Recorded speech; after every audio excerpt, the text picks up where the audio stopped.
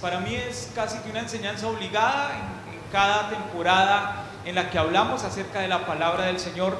Y para mí es un texto muy importante en lo personal, porque es un cuadro que me da las herramientas para que yo pueda responder frente a los ataques de Satanás, los ataques del enemigo. Sí, es una forma en la que la palabra, Dios me dice a través de su palabra cómo yo puedo responder, cómo yo me puedo defender y cómo puedo salir ganador en medio de un ataque.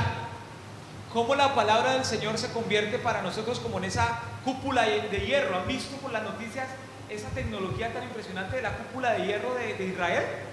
Que cuando lanzan los misiles no llegan a Israel porque se activa un arma que solamente tiene Israel, imagínense, que se llama la cúpula de hierro. Es una cosa como de película, es una cosa transparente. Bueno, ya han dicho cómo es, pero da la impresión como si fuera una cúpula transparente que no permite que los misiles entren y le hagan daño a Israel. Así sucede cuando nosotros activamos el poder de la palabra y los principios que la palabra nos da para vivir. Cuando nosotros activamos el poder de la palabra, la palabra se activa como una cúpula de hierro invisible que no permite que los ataques lleguen a su objetivo, que los ataques lleguen a derribarnos. Y eso es lo que vamos a ver en esta mañana. En el capítulo 4, el Evangelio de Mateo, vamos a ver cómo la palabra nos enseña a vivir en la cultura del escrito está.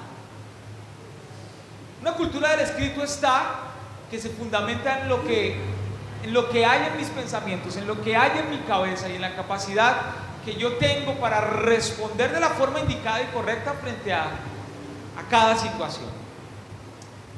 Así que vamos a ir por esta aventura de uno de los textos más importantes. Jesús está empezando su vida de ministerio.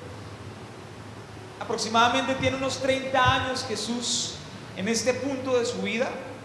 Y hay algo interesante que sucede ahí en el versículo 1. Dice el versículo 1, por favor, si usted lo lee conmigo, a la 1, a las 12, a las 3. Dice, entonces, listo, ok, bien. Es que les dije que con desánimo y así como medio tristes. No. Vamos a leerle con un poquito de alegría, un poquito de entusiasmo y un poquito de interés. ¿Listo? 1, 2, 3. Entonces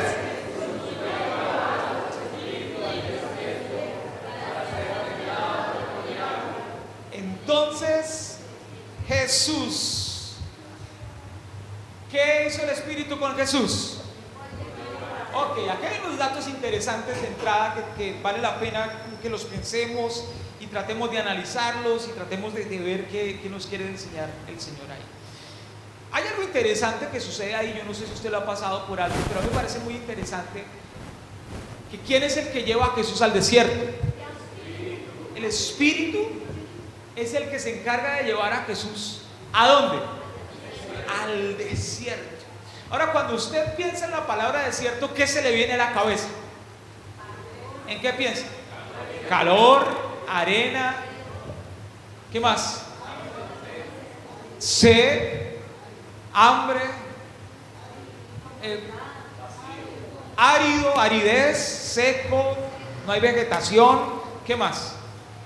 Soledad, ¿qué más? ¿Cómo? Polvo, una polvera, sol, calor. Cuando usted piensa en la palabra desierto, ¿piensa en comodidad o en incomodidad?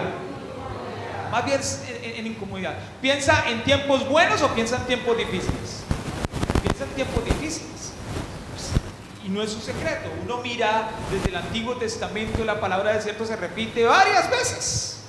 De hecho, Israel tuvo que pasar muchos años estando en el desierto. ¿Cuántos años?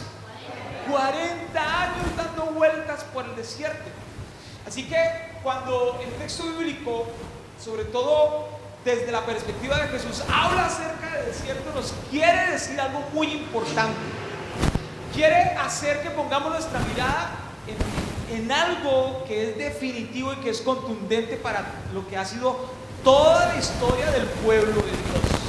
El desierto, lugar donde Israel ya estuvo, pero ahora Jesús es llevado. Ahora, para ver este capítulo es muy importante entender algo que está sucediendo en el contexto. Desde el Antiguo Testamento, estamos en el primer libro del Nuevo Testamento, que ¿cuál es? Efesios, amén. Mateo, muy bien. Es el primer libro del Nuevo Testamento. Entre el primer libro del Nuevo Testamento y el último libro del Antiguo Testamento, que ¿cuál es? Malaquías. Ha habido un silencio. Dios no ha hablado, Dios no ha dicho nada. Los historiadores hablan de que han pasado 400 años de silencio, donde no se ha dicho absolutamente nada. Y después de 400 años se rompe el silencio. Y se rompe a través del Hijo de Dios, de Jesús. Viene a hablar. Pero antes de esos 400 años había una historia que el pueblo de Dios había tenido con Dios. Y Jesús de una u otra forma viene a conectar a Israel con Dios. Pero más que conectar, Jesús entra en la historia a hacer lo que el pueblo de Dios no pudo hacer. Y esto es muy importante porque va a ser trascendental para que podamos entender el texto. Cada cosa, cada elemento que vamos a ver en los siguientes versículos tiene mucho que ver con algo en un momento específico de la historia de Israel. Donde Israel fracasó, Jesús viene y en la misma condición, en la misma situación, no fracasa, sino que triunfa, gana. Donde Israel se equivocó, Jesús viene ahora y enmienda esas equivocaciones. Y esto es bien interesante porque nosotros a veces nos acostumbramos a vivir de nuestros errores pasados. Muchas veces nosotros aquí en el ahora nos da miedo avanzar porque es que en el pasado pasó esto y en el pasado me equivoqué y en el pasado quebré y en el pasado fracasé, y entonces eso quiere decir que ahora también voy a fracasar. Y Jesús viene e irrumpe en la historia para decir: si Israel fracasó, hoy vengo a triunfar, hoy vengo a enmendar ese fracaso para que en mí ustedes puedan tener un nuevo concepto, para que en mí ustedes puedan tener una nueva percepción de la realidad y puedan avanzar y puedan seguir sin miedos. Así que el primer elemento que creo que la palabra del Señor nos ofrece en esta mañana es: no podemos dejar que nuestros errores y nuestros fracasos del pasado definan cómo vamos a responder hoy frente a los desafíos del futuro. ¿Cuántos pueden decir amén a esto? Ahora, esto es muy importante que lo podamos entender, porque empieza el texto diciendo que Jesús fue llevado por el Espíritu al desierto. Nosotros a veces le vemos al desierto y pensamos que el desierto es un castigo, es un lugar donde no merecemos estar, pero es necesario que en esta mañana podamos entender que a veces Dios mismo es el que nos lleva y nos mete en el desierto. El Espíritu Santo de Dios también nos lleva a atravesar por el desierto, porque en muchos momentos de nuestras vidas, mis queridos hermanos, necesitamos ser llevados al desierto. Ahora usted podrá estar diciendo: uy, pastor, pero a mí me metió desde que yo era chiquito y nada que me saca.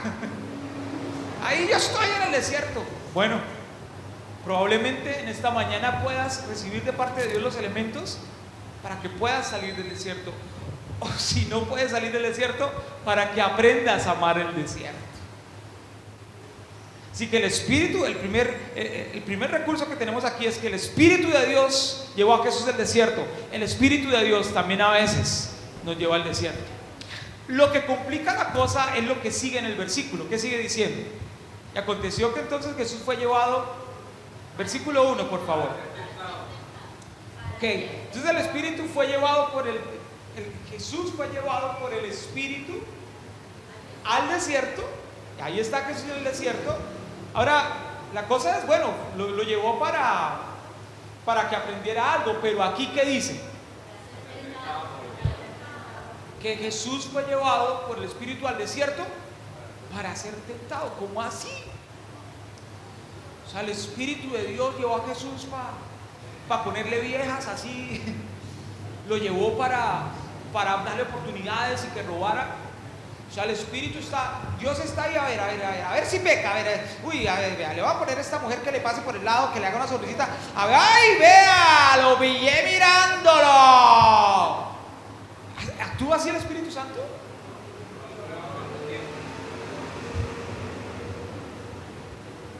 cada vez que yo me encuentro con este versículo, como que me cuesta, ¿no? Y yo quiero compartirles mi interpretación, porque es que si, por ejemplo, si uno va a Santiago, carta de Santiago en el capítulo 1, en el versículo 13, hay algo que nos dice acerca del carácter de Dios. Santiago 1, versículo 13, nos dice que Dios no tienta a nadie, que Dios no puede ser tentado, ni que el Señor tienta a nadie. Dice: cuando alguno es tentado, no diga que es tentado de parte de Dios. ¿Por qué? Porque Dios no puede ser tentado por el mal. ¿Y qué? Y además de eso, ¿qué? Dios no puede ser tentado por el mal, y además de eso, Él no tienta a nadie. Entonces, ¿cómo podemos ver el versículo 1 del capítulo 4? Que el Espíritu llevó a Jesús al desierto para ser tentado por el diablo. O sea, ¿cómo es esto que nos expone? Y hay un principio que yo les he compartido varias veces, y es lo que sucede con la palabra tentación. Resulta que el Nuevo Testamento fue escrito generalmente, o la mayor parte, en griego. Así que para poder comprender algunas cosas hay que conocer un poquito de griego. Y la palabra que se utiliza en griego para tentación, la raíz de la palabra que se utiliza para tentación es la misma raíz en griego que se utiliza para la palabra prueba. Entonces, ¿qué sucede? Los traductores, los que traducen la Biblia del griego al español, llegan momentos en que tienen que tomar decisiones. ¿Cómo traducimos aquí esta palabra? ¿La traducimos como tentación o la traducimos como prueba? ¿Qué hacemos ahí? Por eso usted se va a encontrar que algunas traducciones ahí no utiliza la palabra tentación, sino que utiliza la palabra prueba. Ahora, ¿de qué me sirve entender esto, no? ¿Cuál es la cosa? Que si está escrito tentación o que si está escrito la palabra prueba. Pues que son palabras que están totalmente en contraste, porque la tentación está para destrucción, pero la prueba está para construcción. Porque la tentación está para acabar, pero la prueba está para edificar. La tentación está para destruirnos, pero la prueba está para llevarnos a algo más grande, a algo mejor, a algo supremo. Y cada vez que el Señor nos mete en algún tipo de desierto, no es para destruirnos, es para llevarnos a algo muchísimo mejor. Pero ahí es donde entra en juego mis decisiones. ¿Quién es Dios para mí en medio del desierto? ¿Quién es Dios para mí en medio de mi necesidad? ¿Quién es Dios para mí en medio de mi enfermedad? ¿Quién es Dios para mí cuando me hieren, en mi fracaso, en mis pérdidas? ¿Quién es Dios para mí cuando las cosas no salen como yo quisiera que salieran? ¿Quién es Dios para ti, iglesia? No en los momentos buenos, hablemos de los momentos malos, hablemos de los desiertos. ¿Quién es Dios para nosotros en el desierto? Porque quien sea Dios para cada uno de nosotros es lo que va a determinar si tu desierto se va a convertir en una tentación o si tu desierto se va a convertir en una prueba. ¿Quién es Dios para ti? Es lo que va a definir si tu desierto te va a destruir o tu desierto te va a llevar a algo más grande y a algo mejor. ¿Quién es Dios para ti? Y ahí va a depender mucho en qué tanto confías tú en el Señor. Porque puedes vivir en el desierto renegando del Señor, alegándole al Señor, o puedes vivir en el desierto diciéndole: me está doliendo el desierto, este sol me está picando, me está quemando, me acaba de picar un escorpión, viene una cobra por acá, el sol viene, no tengo sé para dónde seguir, pero tú eres Dios. Y eso es lo que va a determinar, aunque la serpiente le pique, el escorpión le pique, el sol lo esté quemando, si el desierto va a ser una prueba o va a ser una tentación. Gracias al bebé por el amén. Así que hay una pregunta que surge en estos momentos: ¿quién es Dios para nosotros? Porque si el concepto que tenemos de Dios lo está limitando los problemas que estamos atravesando, estamos en la inmunda, estamos pa'l perro. Porque a Dios no lo definen ni nuestros problemas, ni nuestro pecado, ni las circunstancias. Él sigue siendo Dios, aún en medio del desierto.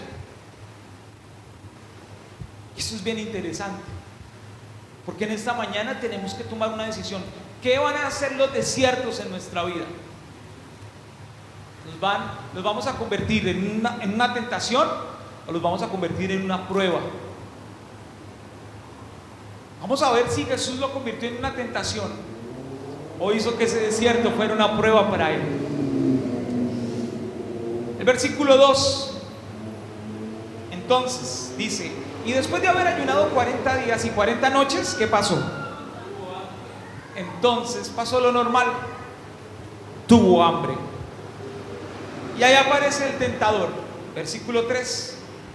Entonces vino a él el tentador y le dijo: si eres hijo de Dios, di que estas piedras se conviertan en pan. Y ahí viene la primera de 3 tentaciones. Y esa primera tentación tiene que ver con los deseos de nuestra carne. Ahora, en esa primera tentación hay una que es, haga de cuenta que usted es un uno más grande, que es la tentación, creo que va a definir el resto de las tentaciones. ¿Qué es lo primero que le dice el tentador antes de decirle que convierta las piedras en pan? Eres hijo de Dios. Pero ¿por qué le dice si eres hijo de Dios? Si usted tiene su Biblia física, lo más probable es que recibió una colombina. Y usted puede mirar, si tiene su Biblia física, yo le animo a que la abra. Y yo quiero que vayamos mirando ahí. Porque antes del versículo 1 del capítulo 4 de Mateo está el último versículo del capítulo 3 de Mateo. Y en el último versículo, el capítulo 3 termina con un evento que es el bautizo de Jesús. Y cuando Jesús se bautiza, dice en el versículo 16, y Jesús, después de que fue bautizado,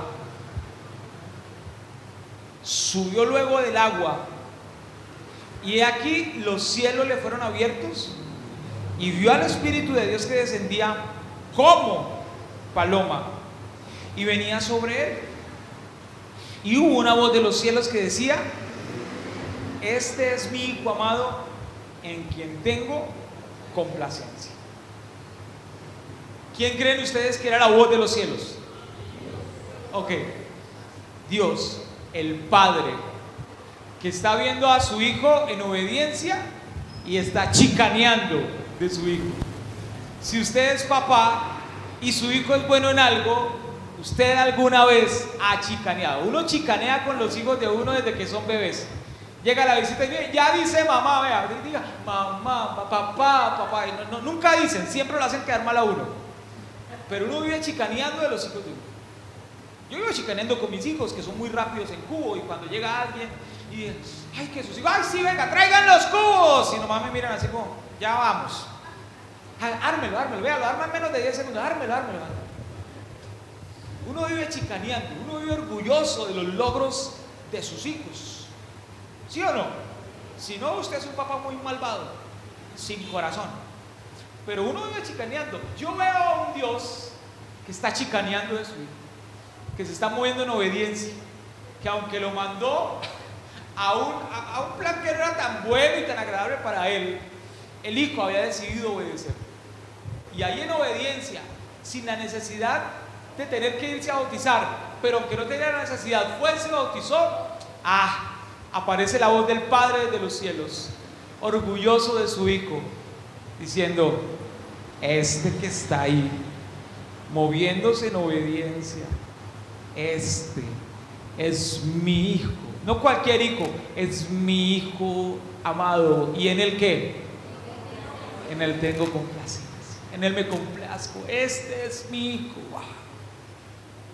Así que hay una voz que se oye, hay una voz que queda en el ambiente, y esa es la voz que el tentador utiliza para venir a tentar a Jesús.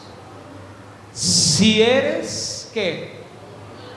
Si eres hijo de Dios, entonces dile a esas piedras que se conviertan en pan. Si eres hijo de Dios, es decir, de una otra forma está poniendo en duda de que él era el hijo de Dios. Si usted es hijo de Dios, a ver, pruebe de verdad. Si usted es hijo de Dios, pues debe tener la capacidad de hacer milagros, ¿no?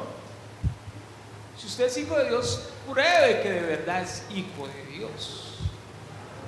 Y es la primera gran tentación que aparece antes de la tentación del pan. ¿Qué tentación tan brava? La tentación de probarle al enemigo que yo soy el hijo de Dios. Y la forma como el enemigo estaba planteando que probara era: a ver, muestre que sí puede. Si fuéramos nosotros o si fuera yo, ay, le convierto a la panadería completa. Pero resulta que Jesús nos enseña acá que no se trata de lo que nosotros podamos demostrar. Es que nosotros hemos crecido con el concepto equivocado de que como usted es hijo del rey, usted merece vivir como un rey. Porque un hijo de rey no está en pobreza. Porque un hijo del rey no tiene por qué pasar necesidades. Porque un hijo de Dios no tiene por qué estar triste. Pero eso no tiene sustento bíblico. Uno ve en la Biblia a hombres y mujeres de Dios tristes. Porque el mismo Jesús dice que se preocupó tanto que hasta sudó sangre. Les dijo a sus discípulos: estoy triste hasta la muerte. Creo que hemos crecido con un falso concepto de lo que significa ser hijo de Dios, pensando que ser hijo de Dios solamente está asociado a estar bien, a estar en la gloria todo el tiempo, a estar bendecidos, a estar en victoria. Pero resulta que ser hijo de Dios está más ligado con el tema de la obediencia que con el tema de los beneficios que puedo recibir como hijo de Dios. Cuando Jesús dice: este es mi hijo amado, está diciendo: sí, Jesús es el hijo de Dios, pero Jesús entiende que tenía más que ver con su obediencia que con los beneficios que podía recibir como hijo de Dios. Necesitamos entender en esta mañana eso, iglesia. Ser hijo de Dios se trata más de la capacidad que usted y yo desarrollemos para ser obedientes a lo que Dios me dice. Se trata más de obediencia que de beneficios. Los beneficios son el efecto secundario, pero mi principal llamado como hijo de Dios es a moverme en obediencia.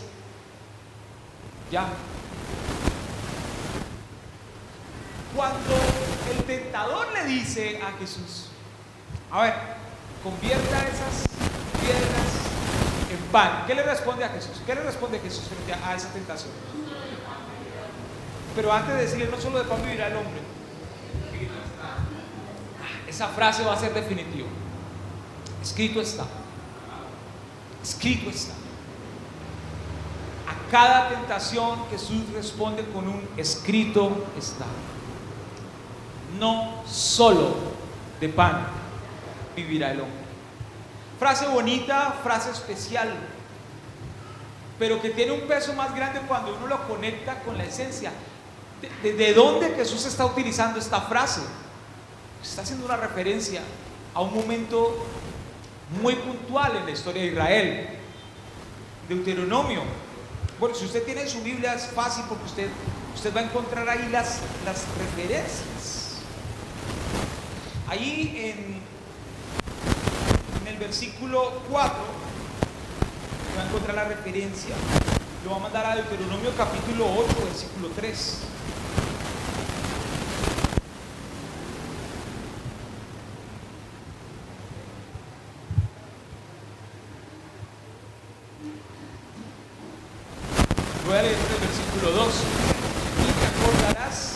de todo el camino por donde te ha traído Jehová tu Dios estos 40 años. ¿En dónde? En el desierto. ¿Para qué llevó Dios al desierto?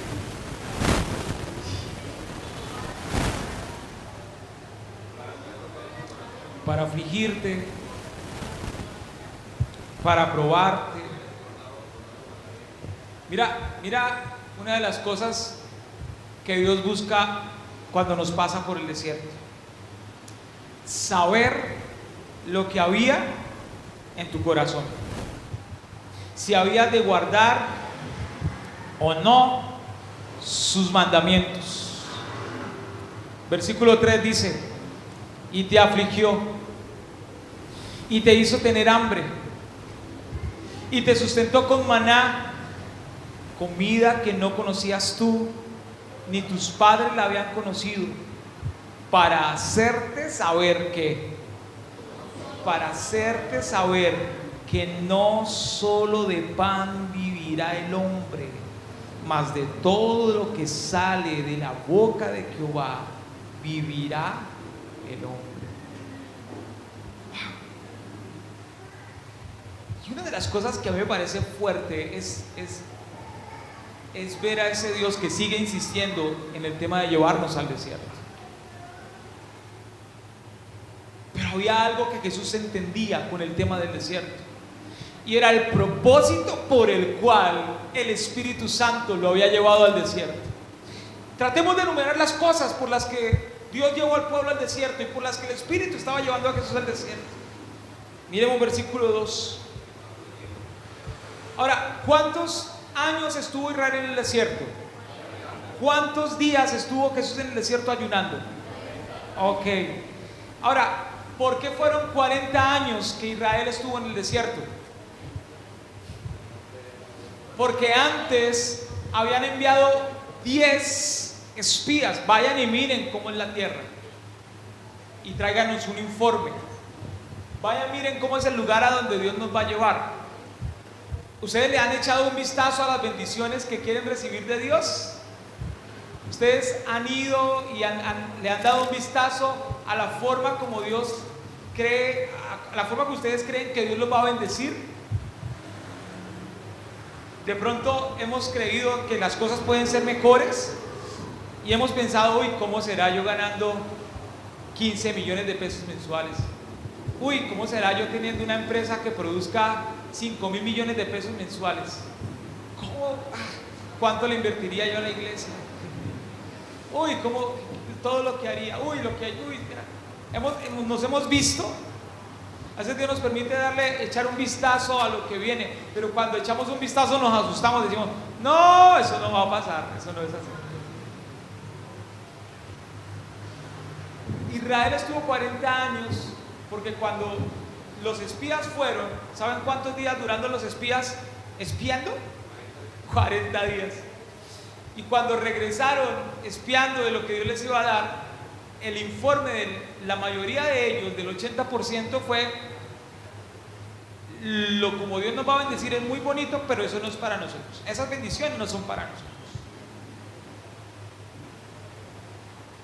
A mí me pasa mucho, yo veo personas, como que esas personas que uno ve realizadas, no tienen necesidad de nada, no estiran, no llegan al 11, 12 y 13 de la quincena, así estirando el cuello, raspando para que llegue el 15 rápido. Ay, para que ya llegue el otro suspirito. Ay, uno los ve: ¿usted cuánto gana? Yo gano esto. Uy, no, uno dice por dentro: no, este no sufre lo que yo sufro, este le alcanza. Y a veces uno dice: no, pero eso no es para mí. Esa situación no es para mí, solo para ellos. Yo estoy destinado al desierto. Pero es que no hemos entendido que el desierto también es para bien. Cuando llegaron dando un informe de esos 40 días diciendo: no, muy bonito lo que Dios promete, pero eso no es para nosotros. Y entonces Dios en ese momento dice: ok, por cuanto no creíste en mí, en mi palabra, en lo que yo dije que iba a hacer para ustedes, van a estar dando vueltas por el desierto 40 años. Y especifica: un año por cada día que no creyeron. Así que cada día que pases siguiendo en esa actitud de yo no le creo a Dios que las cosas pueden cambiar, se pueden convertir para tu vida en años de estancamiento. Por un día que pasemos diciendo, ay, quién sabe cuándo vamos a construir esa iglesia que el pastor dice, por un día podremos pasar años de estancamiento, queriendo, pero sin poder, por causa de nuestra incredulidad. Todos queremos que las cosas cambien. Yo creo que todos aquí queremos que las cosas sean mejor. Yo creo que todos de los que estamos aquí quisiéramos que nuestra iglesia fuera llena y que llegáramos y tuviéramos que quedarnos de pie porque no hay silla, porque esto está tan lleno que... Pero nos paramos y decimos, ay, otra vez vacía la iglesia. Y llegamos y en Facebook nos empiezan a aparecer las publicaciones del lugar de su presencia, de las iglesias grandes, de iglesias teteadas, iglesias donde hacen fila para entrar. Y acá uno quisiera hacerse afuera y le venga, entre, sí. Hágame el favor y entre. Que por un día que pasemos sin creer en lo que Dios ha dicho para nosotros, puede representar años de estancamiento para nuestra iglesia, para nuestra vida, para nuestra familia, para nuestra visión de vida.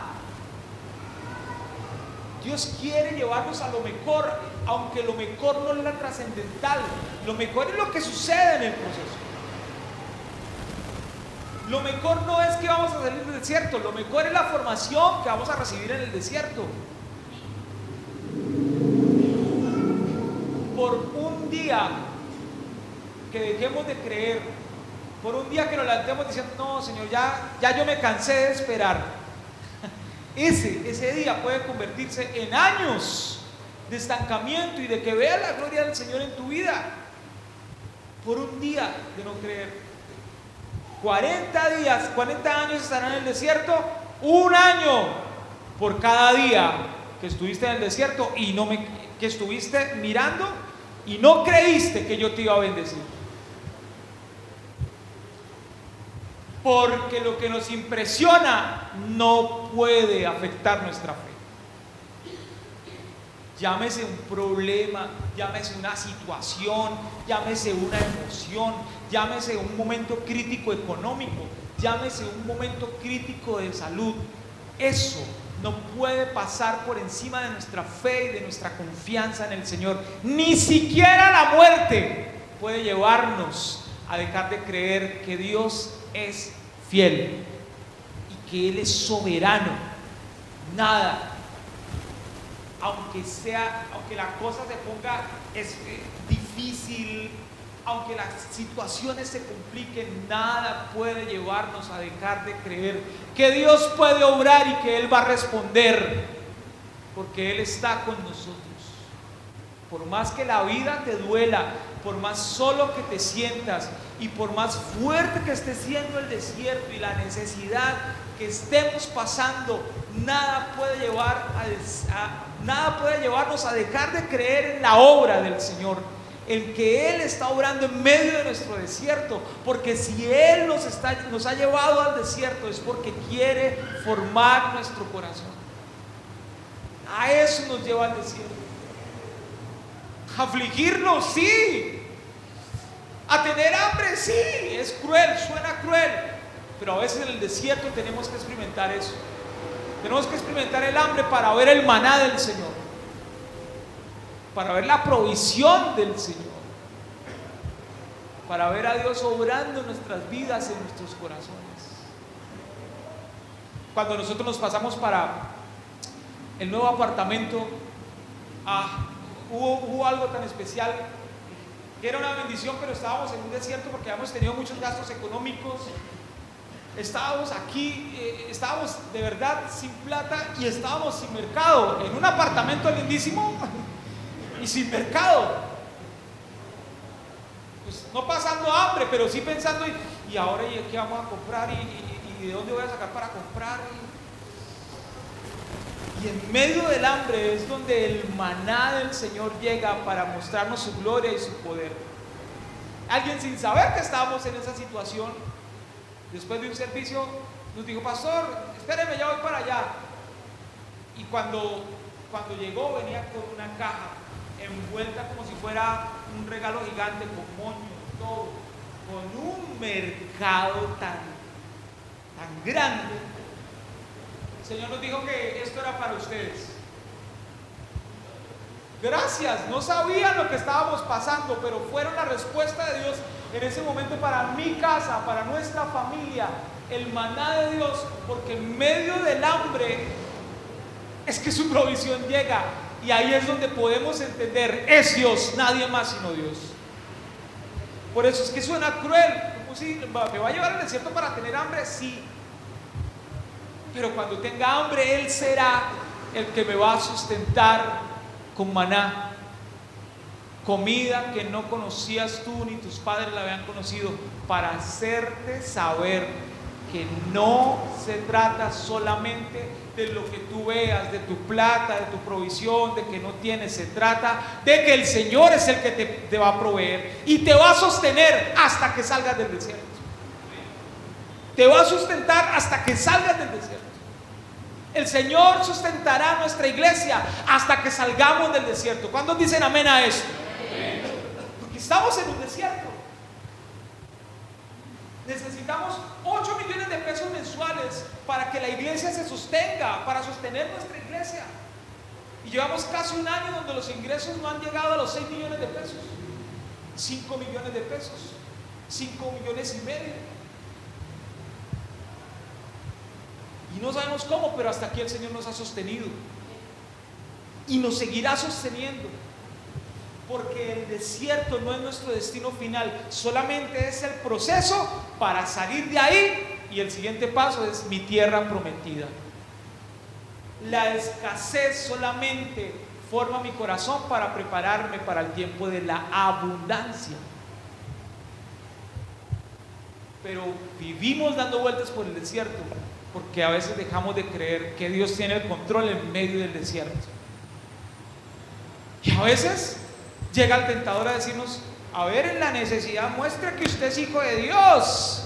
Y nosotros quedamos que no, pero le voy a mostrar, Señor, ahora bendíceme, ahora, Señor, provéeme un milagro financiero, Señor, que aparezcan los millones, la plata que necesito para pagar el arriendo, ahora, en el nombre de Jesús, ahora.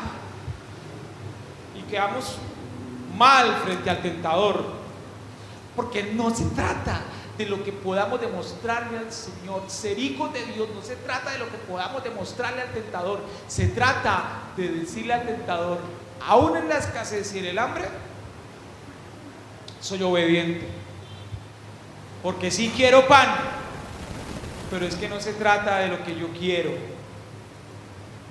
porque no solo de pan vivirá el hombre, pero de lo que sí puede vivir el hombre, aunque haya hambre, es de toda palabra que sale de la boca de Dios. Eso es vivir en el escrito está. Vivir en lo que haya en nuestra cabeza, de lo que esté lleno en nuestra cabeza. Si está llena de palabras, siempre vamos a poder responder: escrito está. Me está doliendo la vida, tengo un dolor físico, me duele, me quiebra, pero vivimos en el escrito está. Escrito está. Hemos decidido con mi esposa vivir en el escrito está. Y su salud se complica, pero escrito está. Dios dijo, Él iba a traer medicina y sanidad. Él lo dijo y Él lo va a cumplir. Y vivimos en el escrito está. Todos los días nos paramos viviendo en el escrito está. Y eso es lo que hasta el día de hoy nos ha sostenido. ¿Qué te sostiene a ti? ¿Cómo estás respondiendo a la tentación? ¿Estás respondiendo conforme a tus necesidades o conforme a tu fe? Es el desafío que hoy nos deja la palabra del Señor. Entender que lo único que yo necesito para vivir es su palabra, es conocer lo que Él escribió para mí. Esta carta que Él escribió. Esto es una carta de amor que Él escribió para mí, y la escribió para sustentarme en mis tiempos buenos, pero en los peores y más terribles momentos de mi vida. Para eso dejó esta carta de amor, su palabra, que nos sustenta y que nos da las herramientas. ¿Sabe para qué? Para no caer en tentación, y para que los tiempos más terribles no sean una tentación que nos lleve a la destrucción, sino sean una prueba que nos lleve a un crecimiento de fe, un crecimiento espiritual. Iglesia, los desiertos no nos pueden asustar, porque tenemos a un Dios que es más grande que el más vasto y amplio desierto, y tarde o temprano nos sacará de ese desierto y saldremos de allí sabiendo que Él nos dio la victoria, porque Él nos sustentó en medio del desierto. Y quiero decirte de parte de Dios con todo mi corazón: el desierto que estás atravesando pasará, porque Él no diseñó el desierto para matarte en el desierto. Él diseñó el desierto para formarte en el desierto y para sacarte mejor después del desierto. ¿Qué tal si te pones de pie? Él nos dejó su palabra. Es una palabra que se lleva el desespero, que se lleva nuestros afanes. Es una palabra que nos habla. Padre, confiamos en tu palabra. Yo te pido que tu palabra traiga aliento a nuestras vidas y a nuestros corazones. Y si estamos pasando por el desierto, que en esta mañana tu palabra sea ese sustento para nuestra vida. Si estamos pasando necesidad, que en esta mañana tu palabra sea nuestra fortaleza, Dios mío. Y ayúdanos a esperar confiando en ti, siempre, siempre confiando en ti, Señor. Padre, salimos sabiendo que eres tú quien hablas a nuestro corazón y que es quien sustenta nuestra vida. Ayúdanos a recordar que no se trata de cuánto tenemos, sino se trata de cuánto obedecemos. Entender que somos tus hijos y nuestro llamado es a la obediencia. Ayúdanos a enfocarnos en lo que verdaderamente importa. En el nombre de Jesús te damos gracias y te aplaudimos, porque eres Dios fiel, Dios bueno, y tu palabra nos sustenta. Gracias, en el nombre de Jesús. Amén y amén.